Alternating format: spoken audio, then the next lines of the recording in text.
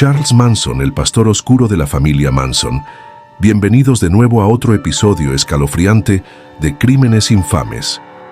Esta noche nos adentramos en la mente retorcida de un hombre que se convirtió en un símbolo del mal, el caos y la manipulación. Su nombre era Charles Manson, pero se llamaba a sí mismo el Profeta, el Mesías y el Pastor Oscuro. Esta es la historia de cómo un músico fracasado convirtió a un grupo de jóvenes desilusionados en su ejército personal y cómo sus acciones continúan acosándonos hasta el día de hoy. Pero no es solo otra historia sobre crímenes, es un sumergirse en la psicología de un hombre que manipuló, engañó y llevó a jóvenes mentes a cometer una de las masacres más infames de la historia de Estados Unidos. Así que, si te atreves, despeguemos las capas de la psique retorcida de Charles Manson y desvelemos la verdad detrás de la leyenda. Charles Manson nació el 12 de noviembre de 1934 en Cincinnati, Ohio. Desde una edad temprana, Manson mostró signos de problemas. Su padre, Bill Manson, era un vagabundo que había pasado tiempo en la prisión por robo armado, y su madre, Kathleen, era una prostituta que lo dejó en manos de varios hogares de acogida. Para cuando tenía 13 años, Manson ya había sido arrestado por robo. Pasó su adolescencia en centros de detención juvenil, donde aprendió a manipular no solo al sistema, sino a las personas que lo rodeaban. Investigaciones recientes revelan que Manson desarrolló un complejo de inferioridad extremo debido a su baja estatura y a las constantes burlas que sufrió. Esto, combinado con la ausencia de una figura paterna, le llevó a buscar desesperadamente la validación y el control en otros. ¿Quién iba a imaginar que esta necesidad se transformaría en un culto a la personalidad? Pero Manson no se detuvo ahí. Tenía una visión, un gran plan para crear un culto de seguidores que harían sus órdenes sin cuestionar. Los llamó la familia Manson, pero estaban lejos de ser familiares. Estaban embrujados, manipulados y controlados por un hombre que se veía a sí mismo como un Mesías, un profeta que los guiaría a la grandeza y finalmente al fin del mundo. En prisión, Manson se obsesionó con la cienciología y el pensamiento de L. Ron Hubbard. Aunque nunca se unió formalmente a la iglesia, adoptó muchas de sus técnicas de auditación y las adaptó para lavar el cerebro a sus seguidores. Imaginen la ironía, una herramienta creada para la autoayuda, utilizada para el control mental. En los años 60, Manson se encontraba en California, un estado que experimentaba una revolución cultural. El verano del amor había convertido a Haight-Ashbury en un centro para la contracultura, y Manson vio una oportunidad.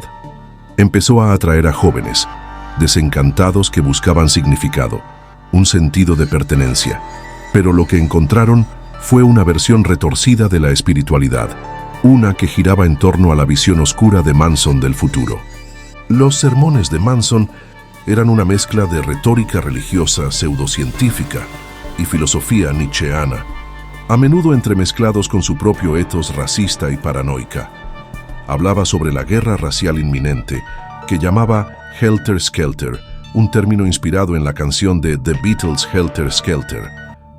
Creía que las personas negras se alzarían y matarían a todas las personas blancas, y que él y su familia emergerían como los nuevos gobernantes del mundo.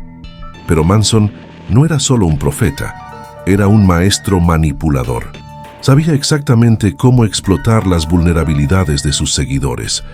Muchos eran jóvenes, impresionables y en busca de una figura paternal. Manson les proporcionó eso, pero en lugar de orientación y amor, les dio un sentido de propósito retorcido y una licencia para matar. Aquel 9 de agosto de 1969, la familia Manson llevó a cabo su primer ataque mayor, los asesinatos de Tate. Se concentraron en la actriz de 20 años, Sharon Tate, que estaba embarazada de 8 meses y medio de gestación, y sus invitados. La masacre fue brutal, con todas las 7 víctimas siendo asesinadas, de manera que dejó poco lugar a dudas sobre el mensaje pretendido. Cada víctima recibió múltiples estocadas y algunas fueron incluso mutiladas después de su muerte. Los asesinatos no fueron actos violentos al azar. Estaban cuidadosamente planificados, con la familia Manson dejando detrás símbolos como guerra y paz, escritos en sangre en las paredes de la casa. Esto era Mansons forma de comunicar su mensaje al mundo, una forma retorcida y violenta de arte que aseguraría que su nombre sea recordado para siempre. Algunos exmiembros de la familia han revelado en entrevistas recientes que Manson utilizaba técnicas de privación sensorial y ayuno prolongado para debilitar la voluntad de sus seguidores. A esto se sumaban sesiones de sexo grupal y el consumo de drogas, creando una atmósfera de total dependencia y control. Pero ¿qué impulsaba a Charles Manson? ¿Qué lo hacía capaz de cometer actos tan horrendos? La respuesta está en su psicología. Manson era un narcisista de orden superior, alguien que creía que las reglas no se aplicaban a él. Era un mentiroso patológico, un charlatán manipulador que prosperaba bajo el control. Pero lo que resulta aún más perturbador es que él no se veía a sí mismo como malo.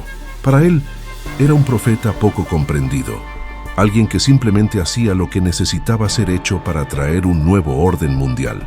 Durante su juicio, el comportamiento de Manson era nada menos que chocante. A menudo se burlaba del juez, el jurado y los fiscales.